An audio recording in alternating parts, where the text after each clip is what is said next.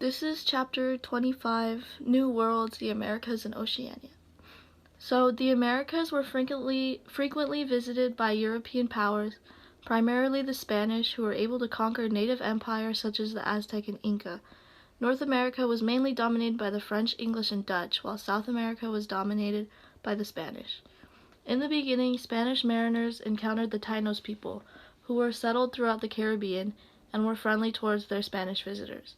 Upon Christopher Columbus's arrival, the island of Hispaniola was turned into the Spanish base in the Caribbean. Their original goal was to build forts and trading posts for merchants, but that goal changed when they discovered that the Caribbean had no silk or spices. The Spanish began to explore other options to work towards economic success, beginning with the mining of gold, which they recruited the Taínos to do. This native labor inspired the formation of the encomienda system, which gave Spanish the right to compel natives to work for them. The encomienda system not only helped the Spanish attain physical laborers, it also exposed the natives to Christianity. Due to the brutality of the encomienda system, Taínos often formed rebellions, but they were easily suppressed. Smallpox later contributed to serious demographic decline in the Taínos population, in which Spanish began to kidnap and enslave Taínos people to replace laborers that were lost.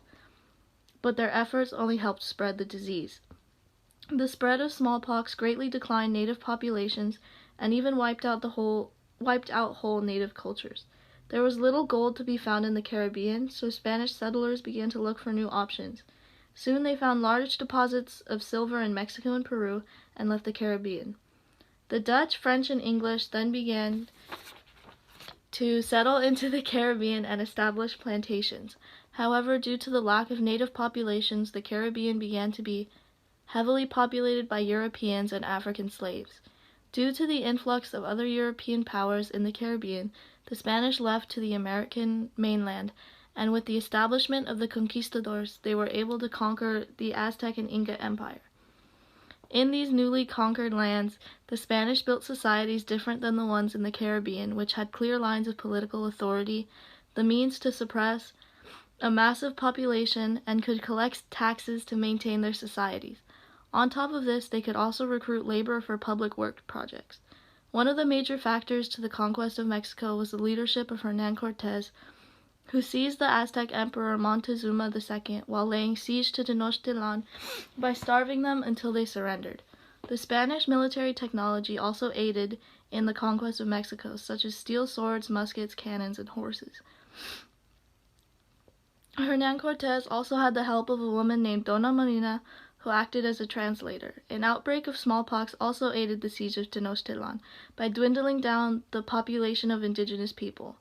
Contrast to Hernán Cortés was Francisco Pizarro, who conquered the Inca Empire by taking advantage of their internal political struggles. Francisco and his forces called Inca rulers to a meeting and killed all except one named Atahualpa, whom Francisco threatened for gold. Francisco also took advantage of the public's distaste of their political leaders and faced no resistance from them. After their successful conquest, Cortés and Pizarro gave land and labor rights to their troops, but Spanish government extended their authority to the land, and the new land was put under the rule of the Spanish monarchy. Conquistadors did not agree with the establishment of this administration, but could not stand against royal officials.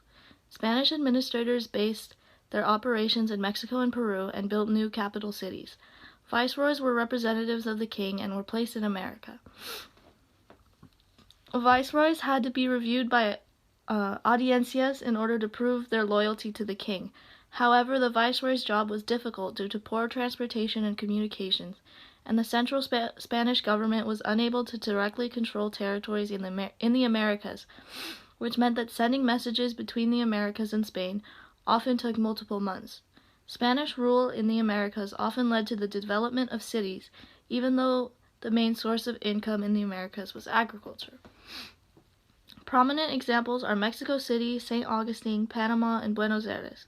While the Spanish were occupying Mexico and Peru, Portuguese forces were dominating Brazil, which led to the signing of the Treaty of Tordesillas, which split the world into a north-south line.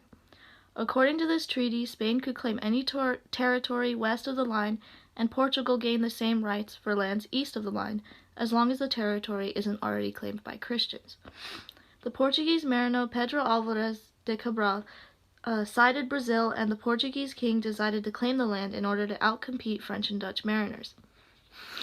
The Portuguese king made large land grants to Portuguese nobles to aid the formation of colonies. The Portuguese became more interested in Brazil due to the establishment of profitable sugar plantations. The new cities in South America also had heavy cultural influences from Europe, such as the building of churches and cathedrals, as well as European style of government and business. Even with the new cities, native tribes prospered and had peaceful relations with the settlers, but Spanish and Portuguese people only intended to exploit the new land rather than settle there. Spanish people established towns, forts, and missions along the coasts of the Americas during their search for a new route to Asia. French colonies were made in Canada, while English settlers established colonies along the east coast of North America. Life for European settlers was difficult because they were unaware of how to properly cultivate crops on the new soil. They heavily depended on supplies sent from Europe, but due to the amount of time it took to receive supplies, the settlers also depended on help from indigenous peoples. French and English colonies were fueled by private investors, who gained control of the colonies through their funding.